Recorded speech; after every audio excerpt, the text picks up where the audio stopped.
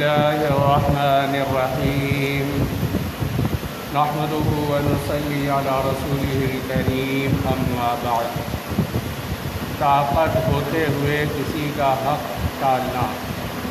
فرمایا رسول اللہ صلی اللہ علیہ وسلم نے کہ مقدور والے کا حق ٹالنا ظلم ہے۔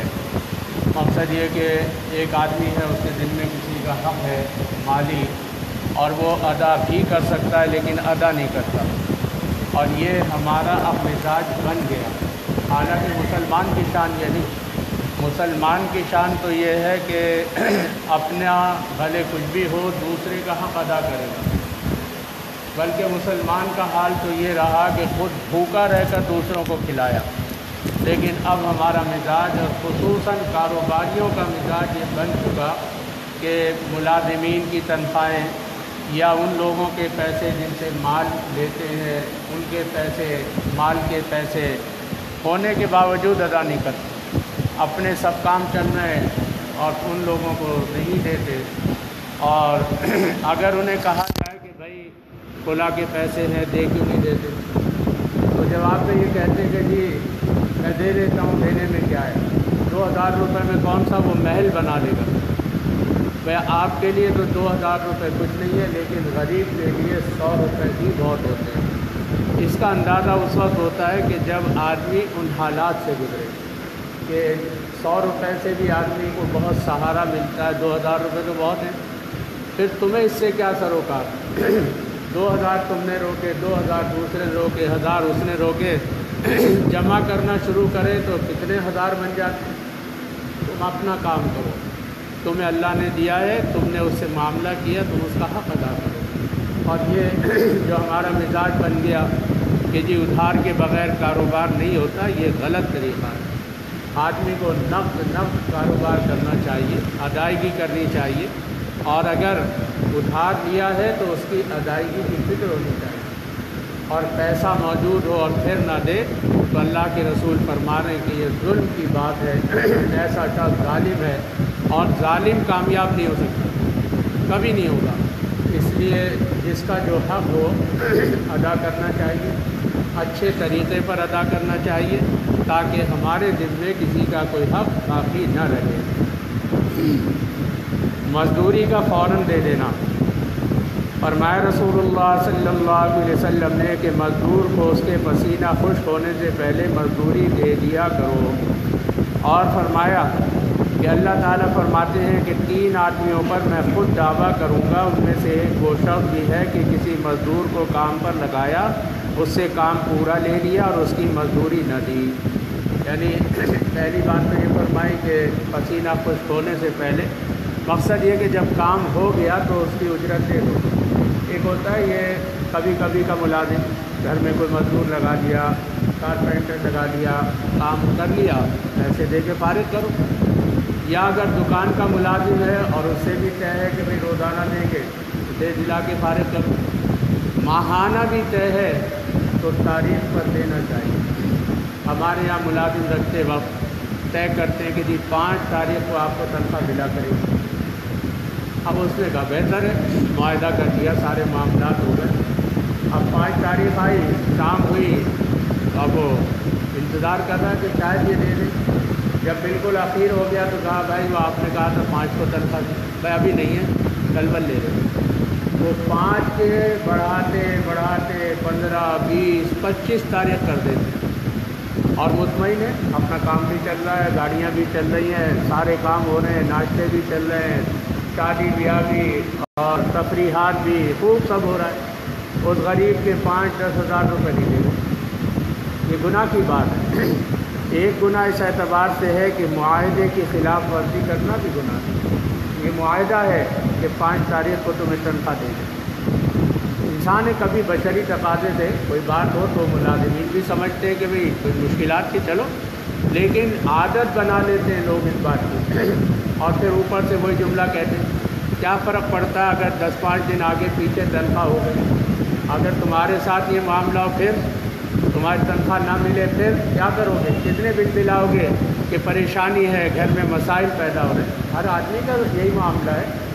دوسری بات جو فرمائی وہ اور بھی بڑی فرمائی اور یہ جو فرمایا تو یہ حدیث قدسی ہے کہ اللہ تعالیٰ فرما رہے ہیں، اللہ کے رسول روایت کر رہے ہیں اللہ تعالیٰ سے کہ اگر کسی نے کسی کو مزدور ملازم رکھا اور اس کا حق دبا دیا تو کل مقدمہ میں خود قائم کروں گا، مدعی میں بنوں گا۔ ایک ہوتا ہے مدعی انسان کا ہونا، یا اللہ اس نے ظلم کیا، اور ایک خود خالق کائنات مدعی بن کر کھڑے ہو جائیں کہ تو نے ظلم کیا، اس کا حق کیوں نہیں کیا۔ آج ہمارے یہاں یہ حالات عام ہیں۔ اس کا نقصان میں بتا دوں، بظاہر ہم نے کسی ملازم کی تنخواہ دبا دی۔ بہت سارے لوگ ایسے ہیں، ملازم نے کہا کہ جی میں نوکری چھوڑ کے جا رہا ہوں، جاؤ میری تنخواہ دے دیں، لے لو، آپ دیں گے، لے سکتے ہو تو لے لو۔ اب وہ غریب ہے، وہ کیا کرے گا؟ مالدار دنیا کی عدالت کا دروازہ کھٹکھٹاتا ہے اور غریب عرش الہی کی عدالت کا دروازہ کھٹکھٹاتا ہے، اور جب عرش الہی کا دروازہ کھٹکھٹایا جاتا ہے تو وہاں سے بھی جواب یہ ملتا ہے کہ مدد تو ضرور کروں گا، کچھ وقت کے بعد سے تھوڑا سا انتظار کر لیں۔ پھر اس کے بعد جب یہ مالدار مصیبت اور پریشانی، بیماری، حادثات میں گھرتا ہے، پھر عاملوں کے پاس بھاگتا ہے، مداری بابا بہت ایسے اچانک مسائل پیدا ہونے شروع ہو گئے، کسی نے کچھ کرا دیا، یہ برابر والا معلوم ہوتا ہے یہ مجھ سے جلتا ہے۔ یہ نہیں پتہ کہ قرآن کہہ رہا ہے وما اصابکم من مصیبت فبما کسبت ایدیکم، کہ جو تم پریشانی مصیبت میں پھنستے ہو یہ تمہاری بدعمالی کا انجام ہے۔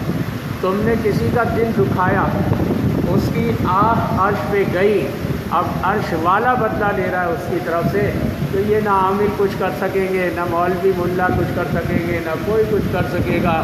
بس یہ ہے کہ تم چکر کاٹتے رہو گے، پریشانیاں بڑھتی رہیں گی، اور ایسا بھی وقت آ سکتا ہے کہ تم ہیرو سے زیرو بن جاؤ۔ کیوں؟ کہ مظلوم کی آہ سے ڈرو، مظلوم کی آہ بڑی خطرناک ہوتی ہے۔ اللہ کے رسول نے فرمایا کہ مظلوم کی آہ سے ڈرو، کیونکہ اس کے اور اللہ تعالیٰ کے درمیان کوئی حائل نہیں ہے، سیدھی جاتی ہے۔ اور بزرگوں نے بڑی عجیب بات فرمائی، فرمایا کہ رات کے تیر کبھی خطا نہیں کرتے۔ رات کے تیر کا کیا مقصد ہے؟ ظاہر میں دیکھیں تو شب خون مارا جاتا تھا پہلے، اب بھی یہ سلسلے ہیں کہ رات سوئے ہوئے پر حملہ کیا تو مار دیا، اور رات کے تیر سے مراد یہ ہے کہ غریب، پریشان حال، مظلوم جب رات کو اٹھ کر نالہ و فریاد کرتا ہے، گڑ گڑاتا ہے، رب سے مناجات کرتا ہے، تو یہ دنیا کے سارے معاملے پیچھے رہ جاتے ہیں، پھر اس کا وہ تیر عرش پہ پہنچتا ہے، اس کی پکار عرش پہ پہنچتی ہے، اور پھر ایسا کرنے والے کا بیڑا غرق ہو جاتا ہے، پھر اسے کوئی نہیں بچا سکتا سوائے اس کے کہ حق ادا کر۔ حدیث شریف میں ایک واقعہ آتا ہے، واقعہ تو تفصیل کا ہے، اس میں سے ایک جز عرض کرتا ہوں کہ ایک مرتبہ 3 آدمی سفر پر جا رہے تھے، بارش ہو گئی، بارش شدید ہوئی، ایک غار میں گھس گئے، غار میں داخل ہوئے، شدید بارش تھی، باد و بارہ طوفان، چٹان اوپر سے آئی اور غار کا منہ بند ہو گیا۔ اب وہ زمانہ نہ موبائل نہ کچھ، مر آ جاتے تو لاشیں بھی نہ ملتی۔ اب ایک ہی راستہ تھا کہ جو پہاڑ کا مالک ہے اسی سے مناجات کرو۔ اب تینوں نے یہ طے کیا کہ دیکھو عمل تو بہت زندگی میں نیک کیے ہیں، کرتے رہتے ہیں، لیکن جو خالص عمل اللہ تعالیٰ کے لیے کیا ہو اور ذہن میں ہو کہ یہ خالص اللہ تعالیٰ کے لیے ہے، وہ پیش کرو کہ یا اللہ یہ عمل خالص آپ کے لیے تھا، اپنی رحمت سے یہ چٹان ہٹا دیجئے۔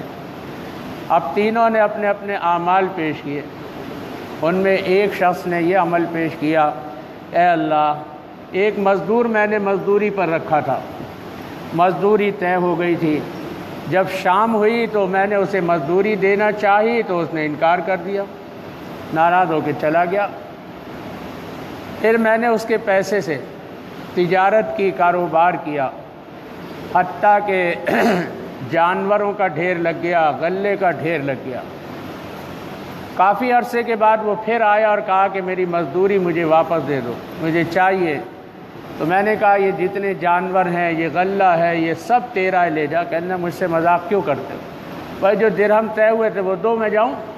تو اس نے کہا کہ نہیں، جب تم ناراض ہو کے چلے گئے تو میں نے تمہارے پیسے سے کاروبار کیا، یہ جانور خریدے، پھر جانور بڑے، اور میں نے غلہ لگایا، یہ سب تمہارا ہے۔ وہ خوشی خوشی لے کر چلا گیا۔ اے اللہ، یہ عمل اگر آپ کی رضا کے لیے تھا تو یہ چٹان ہٹا دیجئے۔ ایک حصہ غار کا کھل گیا۔ اسی طرح سے دوسرے کا بھی بتا دوں، تیسرے کا مختصر۔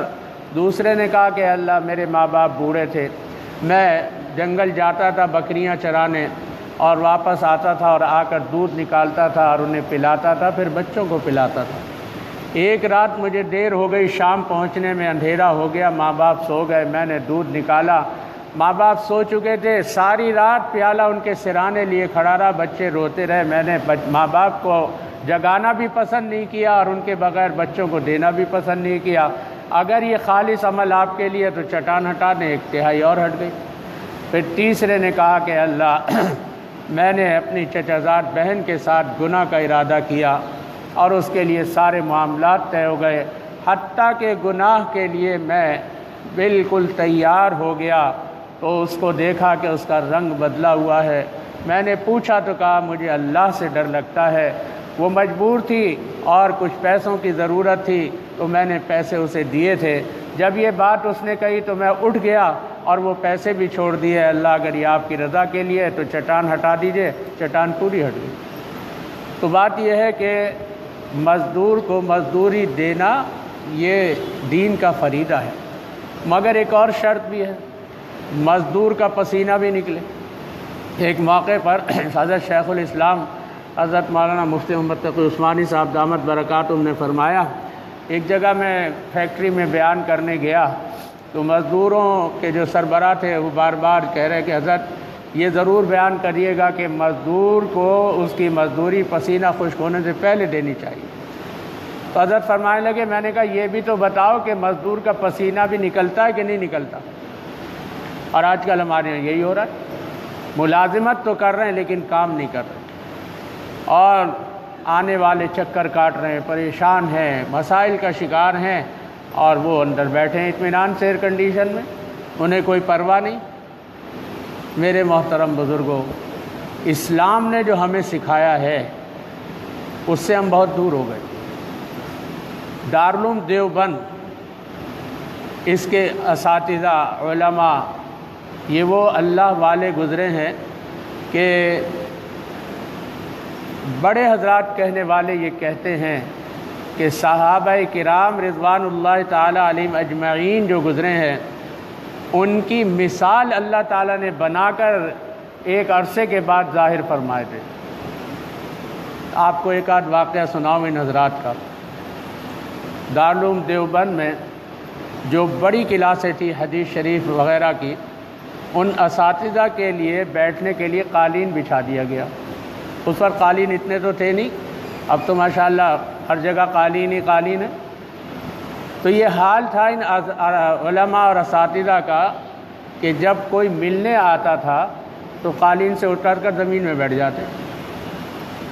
اب حیرت ہوتی کہ قالین چھوڑ کے زمین پہ بیٹھ گئے۔ کسی نے ایک دفعہ پوچھا کہ حضرت یہ سمجھ میں نہیں آتا کہ کوئی ملنے آئے تو آپ قالین چھوڑ کر بیٹھ جاتے۔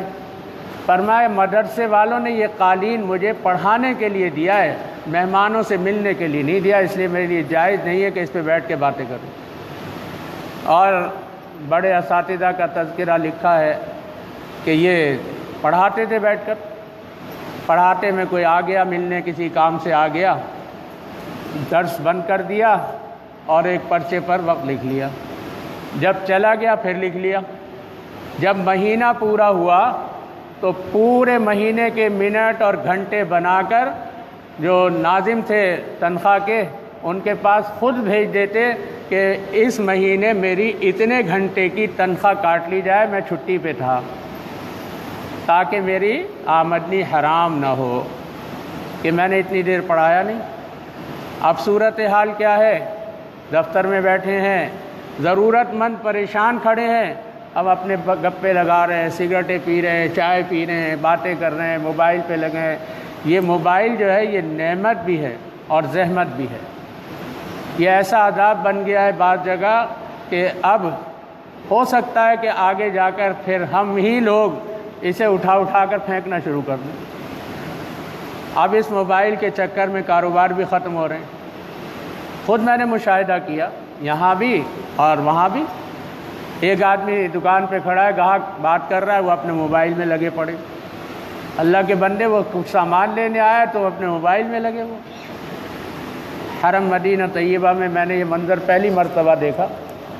بڑا گیٹ ہے ایک جو باب فہد کے نام سے، اس سے ہمارا آنا جانا رہا، تو اس پر تقریباً کوئی 6 سے 8 پولیس والے کھڑے ہوتے تھے، نگراں چیکنگ کرنے والے۔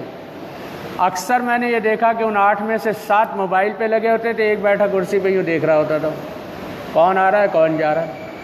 میں نے کہا انہی میں کوئی لے کر کچھ نکل جائے تو پھر کیا ہوگا، کیونکہ موبائل پہ میسج، ویڈیو، یہ وہ۔ حرم شریف کے اندر میں نے دیکھا پہلے پولیس والوں کا حال یہ ہوتا تھا کہ ان کی آنکھیں یوں ہوتی تھی، اب وہ موبائل سے انہیں فرصت نہیں۔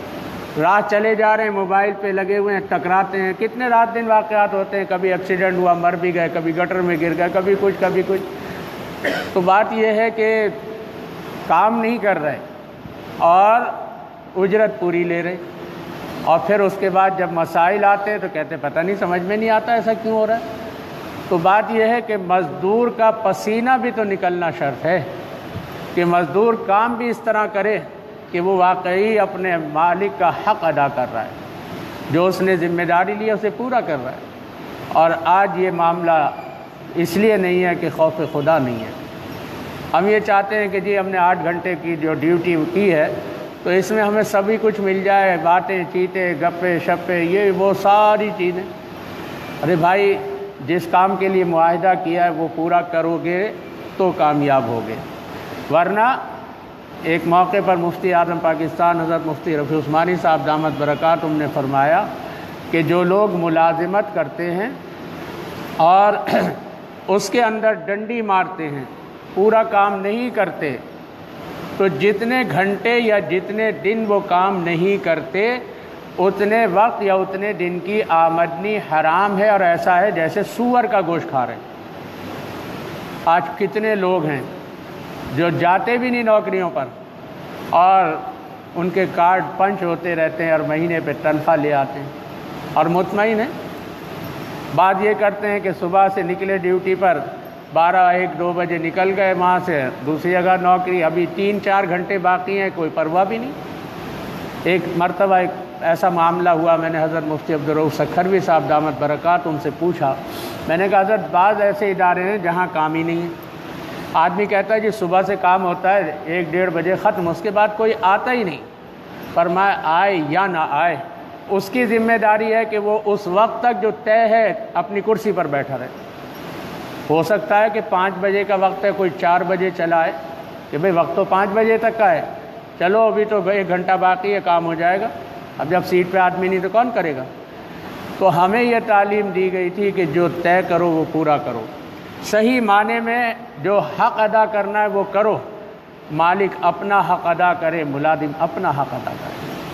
حضرت لقمان حکیم کے بارے میں آتا ہے، یہ غلام تھے اور اللہ نے انہیں بہت نوازا۔ تو یہ ایک مرتبہ ان کا مالک سفر پر گیا، بیٹیاں تھیں، انہیں گھر پر چھوڑ گیا اور وہاں پہ دنیں بنا گیا۔ سر توڑ کوشش کر لی بیٹیوں نے کہ یہ دروازہ کھول دیں اور ہم نکل جائیں، انہوں نے کہا نہیں، جو مالک کا حکم ہے وہ پورا کروں گا، دروازے پہ بیٹھا ہوں، جانے نہیں دوں گا۔ اور یہ بھی آتا ہے بعض احادیث میں جس کا خلاصہ یہ ہے کہ قیامت کے دن بعض ملازم ہوں گے، جب ان سے اللہ تعالیٰ حجت کریں گے کہ بھئی تم نے یہ نہیں کیا، نماز نہیں پڑھی، یہ نہیں، تو وہ کہیں گے اللہ کیا کریں، آپ نے ہمیں ملازم بنا دیا تھا، ہم کیا کرتے؟ تو اس کے مقابلے میں حضرت لقمان حکیم کو پیش کیا جائے گا کہ کیا تو اس سے زیادہ غلام تھا؟ یہ غلام ہونے کے باوجود مالک کا بھی حق ادا کرتے تھے اور خالق کا بھی حق ادا کرتے تھے۔ تو بات یہ ہے کہ مالکان کو چاہیے کہ وہ ملازمین کا حق ادا کریں اور ملازمین کو چاہیے مالکان کا۔ جب دونوں اپنا اپنا حق ادا کریں گے تو دونوں کے دونوں سرخرو ہوں گے، دونوں کامیاب ہوں گے، نہ مالک ڈنڈی مارے نہ ملازم مارے۔ بہت ساری چیزیں ہیں دونوں طرف سے، کہیں مالکان ڈنڈی مارتے ہیں، کہیں ملازمان چپکے چپکے چوریاں کرتے ہیں، کبھی کامیاب نہیں ہوں گے۔ ایک بڑا عجیب واقعہ سامنے آیا تھا، عرض کر دوں ذہن میں آ گیا۔ ایک لڑکے نے سعودی عرب میں ملازمت کرتا رہا، شیخ نے اس پر مکمل اعتماد کیا اور دکان سنبھلوا دی۔ اس نے دکان سنبھالی اور شیخ کو پیسے دیتا رہا، تنخواہ بھی لیتا رہا، اور چوری کر کے پاکستان پیسے بھیجتا رہا، اور اس نے یہاں پر ایک بڑا عمدہ مکان بنا لیا، کاروبار سیٹ کر لیا۔ اب یہی دو چیزیں ہوتی ہیں کہ جی مکان اپنا ہو جائے، کام اپنا ہو جائے، پھر ضرورت ملازمت کی، آ گیا پاکستان۔ اب اس نے جب شادی کی ہے تو اللہ تعالیٰ کی پکڑ آ گئی۔ پہلا بچہ پیدا ہوا، معذور اور عجیب الخلقت، چند دن بعد مر گیا۔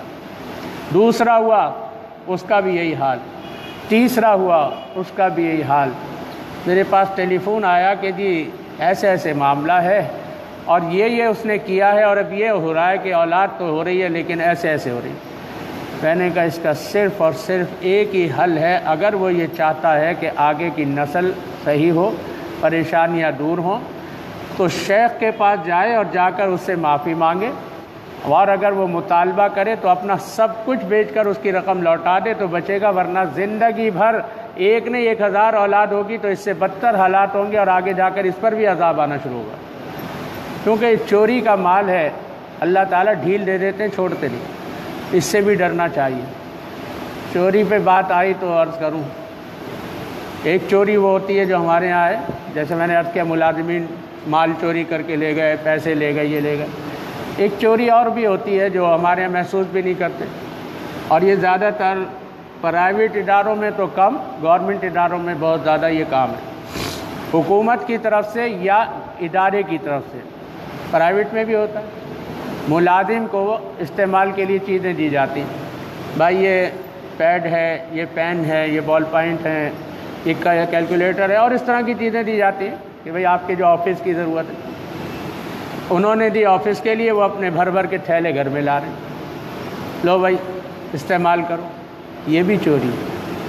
حضرت خواجہ عزیز الحسن صاحب رحمہ اللہ، جو بہت بڑے شاعر بھی تھے، حضرت حکیم الامت کے بڑے اجل خلفاء میں گزرے ہیں، یہ عدالت میں بیٹھتے ہیں، اور کبھی عدالت میں اگر ان کا کوئی ذاتی خط آ جاتا تھا تو عدالت کا پین رکھ کر اپنی جیب سے پین نکال کر دستخط کر کے وصول فرماتے عدالت کا پین عدالتی کاموں کے لیے ہے، میرے ذاتی کاموں کے لیے نہیں ہے۔ یہ معاملہ تھا، اور اب تو ادارے کا مال اپنا مال سمجھتے ہیں۔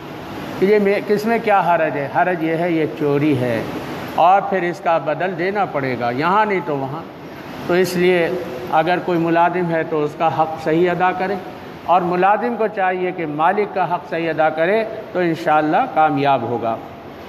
کسی کی زمین دبا لینا، فرمایا رسول اللہ صلی اللہ علیہ وسلم نے کہ جو شخص بالشت بھر زمین بھی ناحق دبا لے، اس کے گلے میں 7 زمین کا طوق ڈالا جائے گا۔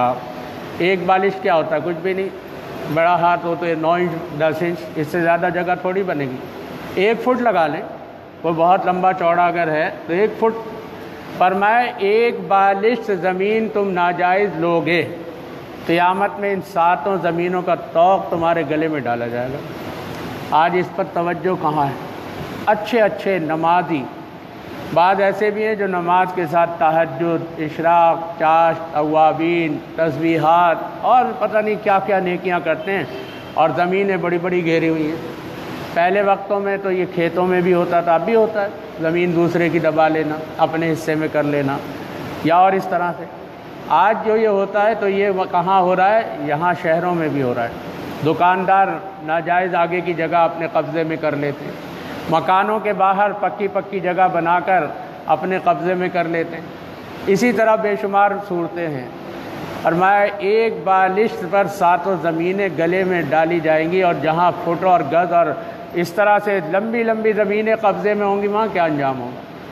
اب بعض لوگ یہ حجت کرتے ہیں کہ جی ٹھیک ہے ہم نہیں کر رہے، پڑوسی نے تو کیا ہوا ہے، تو بھائی وہ جہنم میں جائے گا تو تم بھی چلے جانا، جو وہ کر رہا ہے تم بھی کرو، دونوں کا راستہ ایک ہوگا۔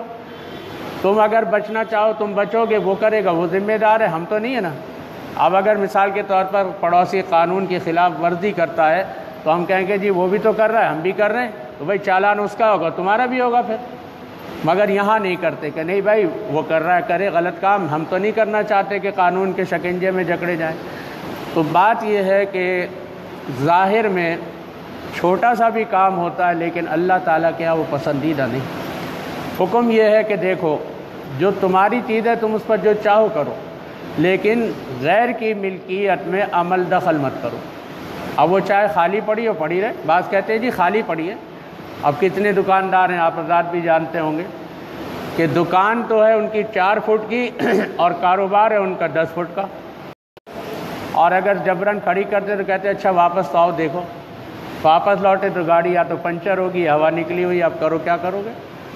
حالانکہ اس نے لی دکان ہے مگر وہ مالک پوری سڑک تک کا ہے اور اپنی مرضی سے جو چاہے کرے، اور وہ سمجھتا ہے کہ جی میں نے دکان لی ہے تو یہ پورا آس پاس کا سب میرا ہے، کسی کو کوئی حق نہیں۔ میرے محترم بزرگوں، ہمیں اللہ کے رسول نے سمجھایا کہ دیکھو تمہاری جو چیز ہے وہ تمہاری ہے، دوسرے کی چیز پر ڈاکہ مت ڈالو، اپنی حدود میں رہو، تمہیں کوئی پریشانی نہیں، دوسرے کو بھی نہیں۔ اب فٹ پاتھ پر چلنے کی بجائے کاروبار ہو رہا ہے اور لوگ سڑکوں پر چل رہے ہیں، پھر ایکسیڈنٹ ہوتے ہیں، بیچاروں کو مصیبت ہوتی ہے، تو پھر مارنے والا یہ کہتا ہے کہ جی سڑک چلنے کے لیے کوئی فٹ پاتھ ہوتی ہے چلنے کے، وہ فٹ پاتھ پہ چلے کہاں سے غریب، اس پہ جگہ ہی نہیں ہے چلنے کی۔ تو بات یہ ہے کہ یہ تعلیمات ہمیں اسلام نے دی، لیکن ہم ان سب چیزوں سے دور ہو گئے، ہمیں یہ پتہ ہی نہیں کہ ہمارے ذمے حق کس کا ہے نہیں ہے، ہم صحیح کیا کر رہے ہیں غلط کیا کر رہے ہیں۔ ایک واقعہ لکھا ہے، کئی دفعہ سنا چکا ہوں، کام کی بات ہے پھر عرض کر رہا ہوں۔ ایک بادشاہ محل بنا رہا تھا، اس محل میں ایک بڑھیا کی جھونپڑی آ گئی، تو بادشاہ نے بڑھیا سے کہا یہ مجھے دے دو، تو منع کر دیا میرا گھر ہے۔ بہرحال کوشش کرتے رہے، سب نے نہیں ہوا، وہ اتفاق سے کہیں سفر پہ چلی گئی، نیچے والوں نے موقع پا کے اس کی جھونپڑی اڑا کے محل میں کام شروع کرا دیا۔ جب واپس آئی تو دیکھا کہ جھونپڑی غائب ہے۔ وہ پہنچ گئی قاضی القضات، چیف جسٹس کے پاس۔ پرانے وقتوں میں جو قاضی القضات ہوتے تھے، اب بھی ہیں مگر پہلے وقتوں میں جو قاضی القضات ہوتے تھے جسے چیف جسٹس کہتے ہیں، اس کے بڑی طاقت ہوتی تھی، وہ بادشاہ کو بھی سولی پہ لٹکا دیتا تھا، وہ ایسا پاور والا ہوتا تھا، اور اس کا فیصلہ ایسا ہوتا تھا کہ بادشاہ بھی پر نہیں مار سکتا، سر جھکا دے گا۔ ایسے ایسے واقعات ہیں، بادشاہ نے کوئی جرم کیا اپنے گھمنڈ میں آ کر، اور قاضی القضات نے اسے نوٹس بھیج دیا، سمن بھیج دیا، اور وہ آیا تو قاضی القضات نے اسے ایک مجرم کی حیثیت سے بٹھایا اور کہا کہ اس کرسی پہ بیٹھ جاؤ، یہ مدعی اس کرسی پر ہے، جو عدالت کا قانون ہے اس طرح، یہ نہیں ہے کہ تم بادشاہ ہو۔ بہرحال قاضی القضات کے پاس پہنچی، اپنا مقدمہ بتایا، انہوں نے کہا کہ میں تمہیں انصاف دلاؤں گا، ذرا تھوڑا سا صبر کرو۔ بات آئی گئی ہو گئی، محل تیاری پر تھا تو بادشاہ نے قاضی القضات سے کہا کہ محل تیاری پر ہے، آپ چلے میرے ساتھ دیکھنے۔ چلیے۔ جاتے ہوئے قاضی القضات ایک بوری لے گئے ساتھ۔ جب پورا محل گھوم پھر لیا تو بادشاہ سے کہنے لگے اجازت ہو تو ایک بوری بھر لوں مٹی کی، یہاں سے بھر لو۔ بھر لی۔ بھرنے کے بعد ایک طرف سے قاضی صاحب نے پکڑا جدھر منہ تھا، پیچھے جو جگہ تھی، بادشاہ سے کہا ذرا یہ پکڑوا کے گدھے پہ رکھوا دیں۔ وہ بادشاہ جو نرم مخمل کے بستروں پہ سونے والا، اس کے ہاتھ میں بوری کہاں سے اٹھے گی؟ اب جو اس نے اٹھائی تو کہا نہیں اٹھ رہی، تو اس پر قاضی القضات نے پھر چوٹ ماری، کہا بادشاہ سلامت، یہ اتنی سی بوری آج آپ سے نہیں اٹھ رہی، کل قیامت میں یہ جو بڑھیا کی آپ نے زمین غصب کی ہے، یہ ساتوں زمین گلے میں توق ڈال کر کیسے آپ کا گزارا ہوگا؟ پہلے وقتوں کے بادشاہ بھی بڑے اچھے ہوتے تھے، بس اسی وقت حکم دیا کہ یہ پورا محل تیار کر کے بڑھیا کو دے دو۔ یہ جو مکہ مکرمہ میں حرم شریف میں باب فہد کے سامنے ایک پرانی عمارت ہے، شرکہ مکہ، اب تو بیچاری بہت ہو گئی ہے معدوم، جب سے یہ وقف ٹاور بنا ہے، اس پہ گھڑی لگی ہوئی ہے بڑی ساری۔ اس کے بارے میں ایک واقعہ ایک صاحب نے بڑا عجیب سنایا، وہیں کے رہنے والے تھے، کہنے لگے یہ جب بنی ہے تو اس کے نیچے ایک بڑھیا کا چھوٹا سا مکان تھا، اب اس کی تعمیر میں بادشاہ کا بھی حصہ ہے، اوروں کا بھی ہے، بہت سارے لوگوں کے شیئر ہیں۔ بڑھیا سے کہا کہ ہمیں یہ بیچ دو، بہت کوشش کی، حتیٰ کہ بادشاہ تک نے بات کی کہ یہ ہمیں بیچ دو، کہنے لگی میرا گھر ہے، میں نہیں بیچ رہی حرم کے سامنے۔ جب نہیں مانی تو اسے بہت زیادہ اچھی قیمت دینے کا وعدہ کیا کر، بڑھیا نے کہا ایک شرط ہے، اب میں بیچوں گی، مجھے حرم کے سامنے اس بلڈنگ میں مکان دے تو میں یہ جھونپڑی دوں گی، ورنہ نہیں دوں گی۔ کا منظور ہے۔ پھر باقاعدہ اسے اس ہلٹن کے اندر جگہ دی رہنے کی جب تک وہ زندہ رہی، کہا کہ میں یہ جگہ نہیں چھوڑوں گی۔ تو بات یہ ہے کہ یہ زمینیں آج استعمال کرنا تو آسان ہے، کل بہت مشکل ہوگی، اور اس وقت پھر مسائل ہوں گے، اور وہاں کوئی ساتھ دینے والا نہیں ہوگا، بلکہ جن کے لیے ہم نے زمینیں گھیری ہوں گی، جنہیں ہم کہتے ہیں ماں باپ، بیوی، بچے، بہن، بھائی، یہ بھی دامن جھاڑ کر نکل پڑیں گے، کہیں گے میاں تم نے کیا بھگتو، اور اگر اس سے ہٹ کر اپنے لیے کیا ہوگا، اپنی جان کے لیے کیا ہوگا، تو قرآن کریم میں رات دن پڑھتے ہیں مگر ترجمہ معلوم نہیں۔ الیوم نختم علی افواہہم وتکلمنا ایدیہم وتشہد ارجلہم بما کانوا یعملون، قیامت میں منہ پر مہر لگا دی جائے گی، ہاتھ اور پیر گواہی دیں گے جو تم کرتے تھے، اور یہاں تک ہے کہ ہماری یہ کھالیں تک گواہی دیں گی۔ آدمی جھنجلا کر کہے گا وقالوا لجلودہم لم شہدتم علینا، تو ہمارے خلاف کیوں گواہی دے رہی، تمہاری خاطر تو سب کچھ کیا تھا نا۔ وہ کہیں گے وہ ذات بلوا رہی ہے جس نے سب کو گویائی دی، ہم نہیں بول رہے، خالق نے حکم دیا بتاؤ، اب میں بتا رہی ہوں کہ اس نے کیا کیا۔ اس وقت کتنا افسوس ہوگا کہ ان ہاتھوں کے لیے کیا، اس منہ کے کھانے کے لیے کیا، اس پیٹ کے لیے کیا، اس کے لیے کیا، آج یہ سارے خلاف ہو گئے، اب تو مصیبت آئی جانا پڑے گا جہنم میں۔ تو اس لیے بھائی کوئی بھی معاملہ کرنے سے پہلے آدمی اچھی طرح سوچ لے کہ اس کے اثرات آخرت پر کیا پڑ رہے ہیں۔ دنیا تو گزران ہے، گزر ہی جائے گی، عمر ایک دن ہو کہ 100 سال گزر جاتی ہے، دوش پر کملی ہو یا شال گزر جاتی ہے، گر امیروں کی با اقبال گزر جاتی ہے، بے کسوں کی بھی بہرحال گزر جاتی ہے، گزر جائے گی، لیکن وہاں کا خسارہ بڑا خسارہ ہے، اور وہاں کی کامیابی بڑی کامیابی ہے۔ اللہ رب کریم اپنے فضل و کرم سے ہمیں دین کے مطابق عمل کی توفیق عطا فرمائیں۔ اب چند باتیں سفر سے متعلق عرض کرنی ہیں۔ الحمدللہ اللہ تعالیٰ کا بے حد احسان عظیم ہے، جتنا شکر ادا کریں کم ہے۔ بہت عافیت کے ساتھ سفر ہوا، الحمدللہ حرم شریف کے بالکل ساتھ ہی رہائش تھی، بس ہوٹل سے اترے تو حرم کے صحن سے داخل ہوئے تو ہوٹل، یہ جو وقف ٹاور ہے جس میں گھڑی ہے، اس میں رہائش تھی۔ الحمدللہ 22 دن رہے، اللہ تعالیٰ کا انعام ہوا، سفر عافیت سے ہوا، اور الحمدللہ پہلی نظر میں بھی سب کے لیے دعا کی، طواف اور عمرے میں بھی کی، اور تمام مواقع پر جہاں دعا کی سب کے لیے کی۔ الحمدللہ آپ کے دربار میں حاضری ہوئی تو الحمدللہ سب کے لیے سلام پیش کیا۔ میں نے جمعے کو بھی عرض کیا تھا، میرے کمرے کے احباب آئے، کہا کہ گئے تھے، انہوں نے کھڑے ہی نہیں ہونے دیا، بھگا دیا۔ میں مغرب کی نماز کے کچھ دیر بعد گیا، اور الحمدللہ ثم الحمدللہ تقریباً آدھا گھنٹہ مواج شریف میں کھڑے ہو کر اطمینان سے سلام پیش کیا، سب کے لیے کیا، نام بنام بھی بے حساب کا کیا اور اجتماعی بھی، اور اس کے بعد بھی پیش کرتا رہا، اور الوداعی سلام میں بھی سب کی طرف سے پیش کیا، حاضری کی دعائیں بھی کی، اور مینا میں، عرفات میں، اور اس کے علاوہ ذمہ داری رہی مکہ میں بھی 2 دن چھوڑ کر بیان ہوتا رہا میرا مستقل، پھر مینا میں بھی بیان ہوا، دعا ہوئی، نمازیں بھی میرے ذمہ لگا دی کہ بھئی میں نے، حالانکہ اور علماء تھے، میں نے کہا کہنے کہ نہیں آپ امام ہیں، آپ کا کام ہے۔ عرفات میں بھی الحمدللہ دعا کی، سب کے لیے کی، اللہ کا شکر ہے۔ اور یہ عمل میں بتاتا رہتا ہوں کہ جمعے کی شب یعنی جمعرات کی مغرب سے لے کر اور جمعے کی مغرب تک کوئی عمل کیا جائے تو اس کا ثواب 70 گنا ہے۔ تو الحمدللہ اللہ تعالیٰ نے جو بھی توفیق دی، اس میں جو بھی میں نے کیا، اس میں صرف ایک چیز بتاؤں گا کہ ایک عمرہ میں نے جمعے کی شب میں خاص طور پہ کیا، اور احباب کو بھی میں نے کہا کہ عمرے کرو، جمعے کی شب میں زیادہ فائدہ ہے، کیونکہ اس پر 70 لاکھ عمروں کا ثواب ہے۔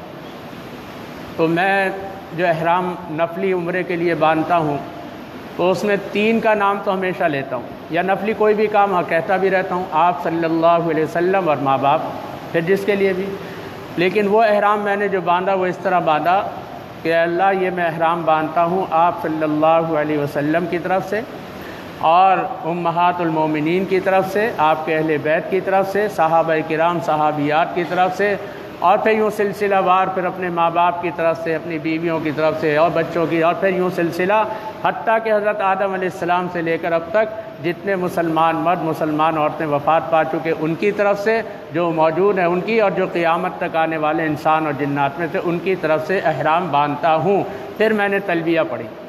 تو الحمدللہ پوری امت کی طرف سے اور آپ سب کی طرف سے جو میں نے عمرہ کیا تو الحمدللہ سب کو 70 لاکھ عمروں کا ثواب مل گیا الحمدللہ. تو میں اب آپ کو کہتا بھی تھا اور بھی جو نفلی عبادات کی میں نے سب تقسیم کر دی، اپنے پاس کچھ نہیں رکھا.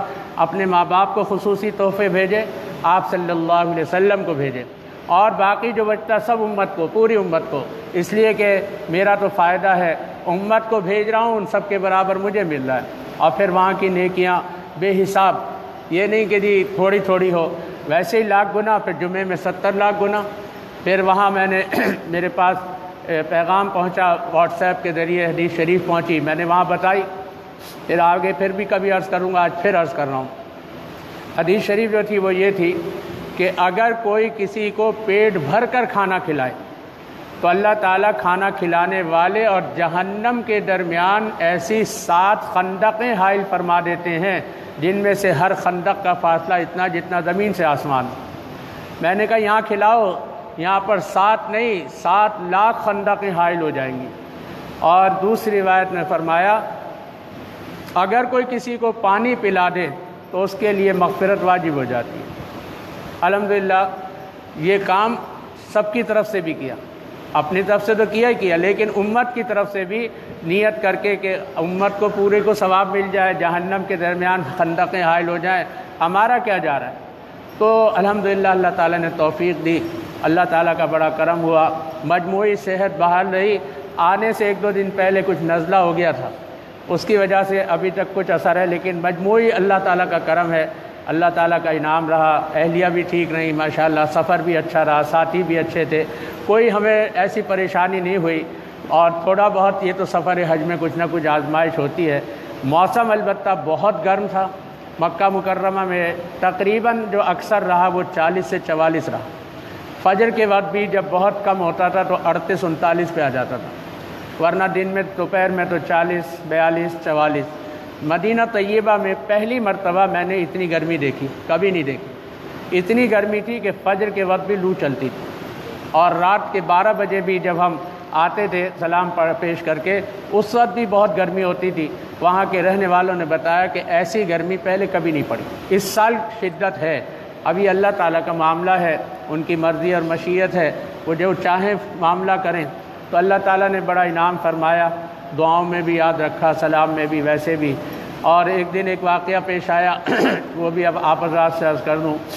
ظہر کی نماز کے لیے میں جا رہا تھا، اہلیہ ساتھ تھی، دھوپ شدید تھی تو چشمہ لگا کے رومال ڈال کے جاتا تھا. تو وہاں پولیس کے بہت سارے شعبے ہماری طرح، لیکن ایک پولیس جو ہے وہ بڑی خطرناک ہوتی ہے، جو مرور کہلاتی ہے، اور اس کا کام ہوتا ہے زیادہ تر گرفتاریاں کرنا غیر قانونی لوگوں کے. تو میں اور اہلیہ چلے جا رہے تھے، تو بس حرم شریف کے لیے مڑنے والے تھے کہ وہ مرور کی گاڑی کھڑی تھی، جیپ، 2 پولیس والے بیٹھے تھے. انہوں نے مجھے آواز دی، آجی تعال. چلا گیا. ہمارے پاس قانونی سب چیزیں تھیں، کارڈ وغیرہ موجود تھے، گلے میں ڈلے ہوئے تھے، اس لیے کوئی ڈر کی بات نہیں. میں کہا شاید یہ پوچھے گا، کیونکہ بہت سے لوگ حج میں غیر قانونی سرور منڈا کے گھومتے ہیں تاکہ پتہ نہ چلے. تو اس نے مجھ سے پہلا سوال کیا، حاجی؟ میں نے کہا نام. ہاں. پھر اس کے بعد اس نے کہا پاکستانی؟ میں نے کہا نام، کیونکہ پاکستانیوں کے بارے میں بھی ان کے بیچاروں کے خیالات اچھے نہیں، اکثر گڑبڑ کر جاتے ہیں. اس کے بعد اس نے یہ 2 سوال کرنے کے بعد ایک دم اندر ہاتھ ڈالا اور 2 تسبیحاں نکالی، ایک مجھے دی اور ایک اہلیہ کو دی، اور کہتا حج مبرورہ، اللہ حج مبرور تم عطا فرمائے. ہمیں تسبیحاں دی، گاڑی اسٹارٹ کی اور چلے گئے. تو پھر میں نے اپنی تسبیح رکھی اور یہ استعمال شروع کی، اور میں نے ان کے لیے ویسے بھی اور حج میں بھی دعا کی کہ اللہ تعالیٰ نے مدینے میں ان کے ذریعے یہ نعمت دلوائی. اور واقعہ مدینے میں کوئی تحفہ ملنا بڑی بات ہے، تو اللہ تعالیٰ نے بہت انعام فرمایا. اللہ تعالیٰ کا شکر ہے. وہاں بڑی دعائیں کی سب کی حاضری کے لیے اور الحمدللہ مقبول ہوئی۔ اب آثار اللہ تعالیٰ جب بھی دکھا دیں ان کا کرم ہوگا، لیکن الحمدللہ چھوڑا کسی کو نہیں۔ بے شمار حاجتیں لوگوں نے بیان کی تھی، ان کی حاجتوں کا بھی ذکر کیا۔ اللہ نے عرفات میں بھی بڑی آسانی فرمائی۔ یہ سب اللہ تعالیٰ کا انعام ہے۔ تو بس بتانا یہ تھا کہ اللہ تعالیٰ نے مکمل انعام فرمایا، فضل فرمایا، بہت عزت دی۔ جو ساتھ تھے وہ بہت خوش تھے کہ بھئی آپ ہمارے ساتھ ہیں، بڑی آسانیاں ہیں۔ بلکہ کمرے میں جو تھے ان میں ایک نوجوان کہنے لگے، میں مسلسل یہ دعا کر رہا تھا، اللہ آسان حج عطا فرما، اللہ تعالیٰ نے آپ کی صورت میں ہمیں کمرے میں عطا فرما دیا۔ کہنے لگے نہ کہیں جانا نہ کہیں آنا، یہیں لیٹے لیٹے آپ سے پوچھ لیتے ہیں، بات کر لیتے ہیں، بہت کچھ معلوم ہو جاتا ہے۔ میں نے کہا بھئی یہ اللہ تعالیٰ کا کرم ہے، ہمیں آپ کو جوڑ دیا اور بہت اچھا سفر رہا، کوئی تکلیف نہیں ہوئی۔ الحمدللہ کھانا پینا رہنا ہر چیز بڑا انعام تھا، تو اللہ تعالیٰ کا شکر ہے۔ اور حاجی کی دعا 20 ربیع الاول تک ایسی ہی قبول ہوتی ہے جیسی سفر حج میں۔ تو الحمدللہ دعا کی ہے، کر رہا ہوں اور ابھی بھی کرتا ہوں کہ اللہ جل جلالہ اپنے فضل و کرم سے ہمیں، ہمارے اہل و عیال اور جملہ خواہش مندوں کو ہر سال حج مبرور و مقبول نصیب فرمائیں، سب کے لیے غیب سے انتظام فرمائیں، سب کے لیے وہاں کا جانا آسان فرمائیں، اور ہمیں اور سب اللہ تعالیٰ ان کے مقاصد حسنہ میں کامیابی عطا فرمائیں۔ آمین ثم آمین وما علینا الا البلاغ وآخر دعوانا ان الحمد للہ رب العالمین۔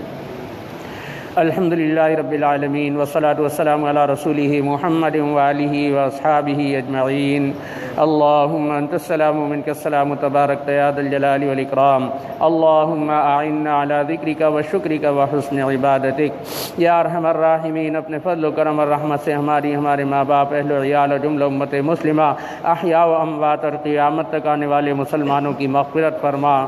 اے اللہ عافیت دارین نصیب فرما۔ اے اللہ ہمیں، ہمارے اہل و عیال اور جملہ روحانی اور جسمانی بیماروں کو صحت اور عافیت عطا فرما۔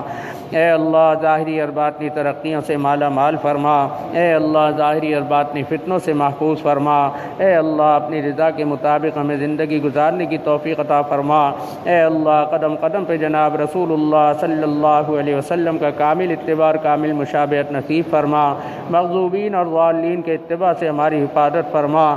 اے الہ العالمین رزق حلال طیب وسعت اور فراخی اور برکت والا عطا فرما۔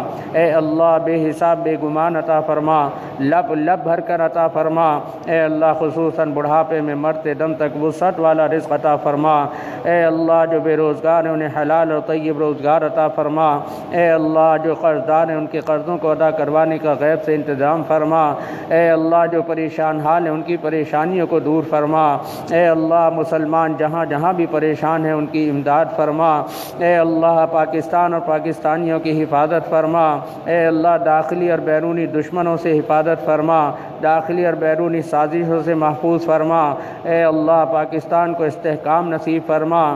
اے اللہ پاکستان کو اسلامی قلعہ بنانے کی توفیق عطا فرما۔ اے اللہ حکام اور عوام کو اچھی توفیق عطا فرما۔ اے اللہ ہدایت کی ہوائیں چلا دیجئے، ہدایت یافتہ انعام یافتہ متقی شکر گزار ابرار بندوں میں شامل فرما لیجئے۔ اے الہ العالمین صراط مستقیم پر گامزن فرما دیجئے۔ اے الہ العالمین جن لڑکے لڑکیوں کے رشتے نہیں ہوتے اپنے فضل و کرم سے ان کے بہترین رشتے مقدر فرما دیجئے۔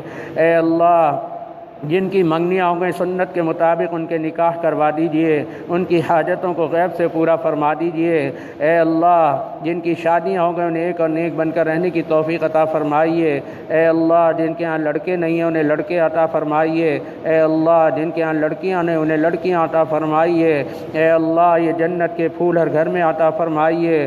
اے اللہ اولادوں کو ماں باپ کا فرما بردار بنا دیجئے، ماں باپ کے بڑھاپے کا سہارا بنا دیجئے، ماں باپ کو بوڑھا کرنے کا سبب نہ بنائیے۔ اے اللہ ہمارے گھروں کو گوشے عافیت بنا دیجئے، ہمیں سکون اور اطمینان عطا فرمائیے، ہر پریشانی سے بچا لیجئے۔ اے اللہ ہم نے حج کے سفر میں جتنی بھی دعائیں کی، حجاج کرام نے دعائیں کی، اے اللہ ہماری اور ان کی دعاؤں کو ہمارے حق میں، اہل و عیال اور پوری امت کے حق میں قبول فرما لیجئے۔ اے اللہ اس کے ثمرات اور برکتیں عافیت اور سلامتی کے ساتھ جلد ظاہر فرما دیجئے۔ اے اللہ ہر سال حج مبرور و مقبول نصیب فرمائیے۔ اے اللہ سب کے لیے وہاں کا جانا آسان فرما دیجئے۔ اے اللہ سب کے لیے غیب سے انتظام فرما دیجئے۔ اے اللہ آپ نے جو حرمین کی حاضری جتنے بھی حجاج کرام کو عطا فرمائی، اے اللہ اس کی برکتیں دنیا اور آخرت میں عطا فرمائیے، اے اللہ اس کی برکتوں سے محروم نہ فرمائیے۔ اے الہ العالمین، ہم سے جس نے جب بھی جہاں بھی دعاؤں کے لیے کہا یا کہنا چاہتے تھے نہیں کہہ پائے، اللہ اپنی رحمت سے ہماری ان کی سب کی جائز حاجات کو پورا فرما دیجیے۔ اے الہ العالمین، جو کچھ مانگ سکے وہ بھی عطا فرمائیے، جو نہیں مانگ سکے وہ بھی عطا فرمائیے۔ اے الہ العالمین، تمام حاضرین اور حاضرات اور سامعین کو ان کے مقاصد حسنہ میں کامیابی عطا فرمائیے۔ اے الہ العالمین، اپنے فضل و کرم سے ہماری دعاؤں کو اور آمین کو اور اپنے دربار کی حاضری کو قبول فرما لیجیے۔ وصلی اللہ تعالی علی خیر خلقہ محمد وآلہ واصحابہ اجمعین، آمین برحمتک یا ارحم الراحمین۔